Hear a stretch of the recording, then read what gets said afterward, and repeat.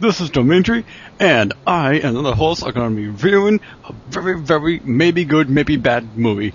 And with your help, we can probably spread the word on how very good or how bad this movie might be. But actually, I'm Danny P, and I have Zach here with me right next to my side. Now, Zach here wants to talk about the very, very, very good improvement to the second Balto, and I think you agree. Would ya? Yeah.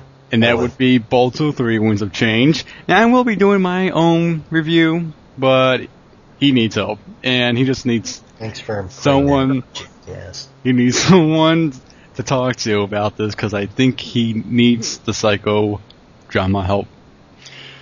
So, Balto 3, sequel to the second Balto. And we all know how that turned up. Yeah, Balto 2 sucked ass.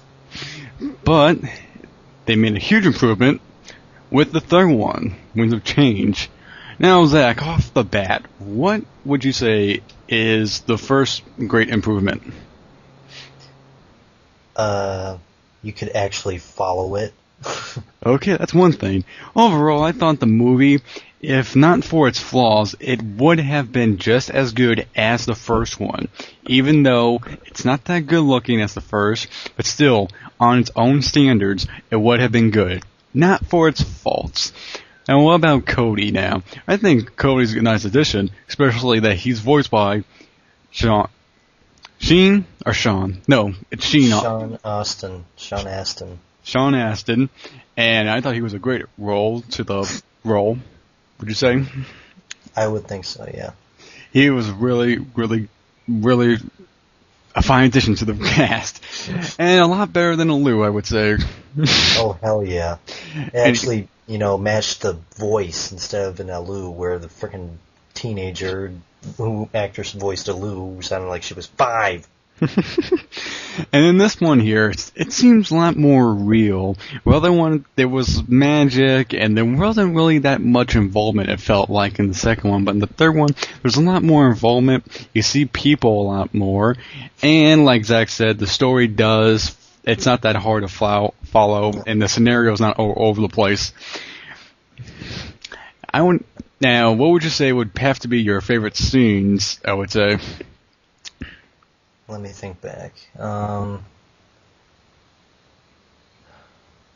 favorite scene in Balto 3. It'd have to be. Let me think here.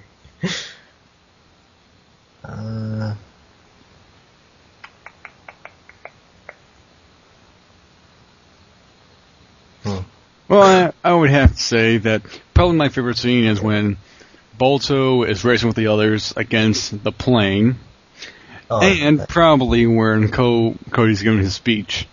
Now, there are some flaws and there's some mishaps in this movie, and Zach was pointing them out, like how does the dogs find the extra rope to pull Balto and Duke out? And right. What else? And some of the characters were kind of annoying. And I was surprised that. And messed up. And I was surprised that Apollo Creed himself was in this movie. That surprised me the most.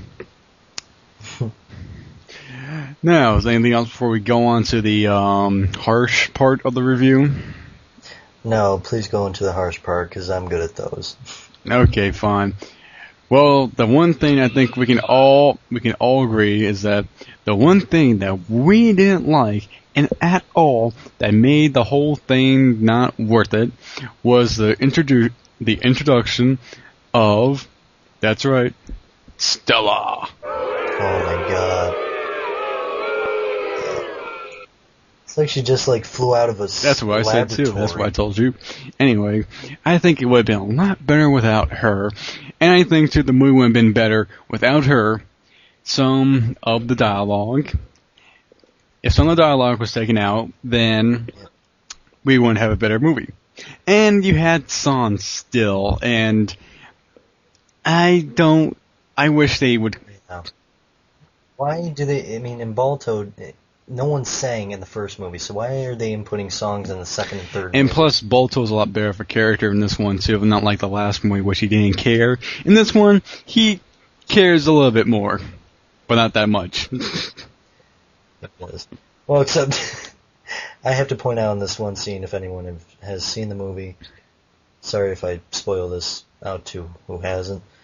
In this one scene, Stella found out what Boris was faking about him not flying to Stella, and he went over to Balto and he was telling him, his little trick to Stella, and Stella was standing right behind him, and she got so mad, and so he kicked him into the airmail bag, and no one was paying attention to where'd Boris go or anything, and even Balto didn't care. He wasn't even freaking paying attention, and so he was in a plane, and then yeah, that part was wow. I will have to agree with you on that. The thing for me is that the movie has replay value, so you can't watch it. So you can watch it over and over again. At least for me, I can watch it over and over again and never get bored of it. And I don't really mind the flaws. They don't really take away from the rest of the movie. But overall, it's a better worthy. It's a huge And it's a improvement over the better second name, and it's a better contender name for the first one than the second one. In fact, many people say that they wish that this was the sequel that came out instead of Wolf Quest. Mm-hmm. There you go. Yeah, Wolf Quest will be terminated. But, with all that said, I think that's all I can say. And for me, my scores for this would be an 8.5. And my score for this movie would be an 8. Okay, any last words you want to shout out that you don't like? Stella? Nope, just Stella on the cross, oh, Stella... Yeah. They should have removed Stella. They should have removed all the messed up creatures. Oh, and the one scene. Oh, the I have moose? to mention this. The mooses? Okay. The frickin' mooses or meeses, however you freaking... That's 2 more. But in that one scene, where the frickin' one moose was talking like a like the Robert De Niro thing. He's like, "You talking to me?" And he said that over and over again. And then Joe Pesci came out and said, "Hey, I'm the Blairwood fucker," and then That's probably who he sounded. And I have a like, complaint too. When you think I had a complaint too. How come during the waterfall scene when they're on the iceberg, how come they're playing Benny Hill music, whereas all jazzy and what was up? What were they thinking? I don't know that. Since when do you put? I don't know. I don't even know why they even put. How music come? in No, it, I'm talking about the background music. How come you would play jazz music to a waterfall scene? I don't get it. But anyway, I think that's our last words, and that'll be it for this review. And hopefully, we might do this again. So, see ya.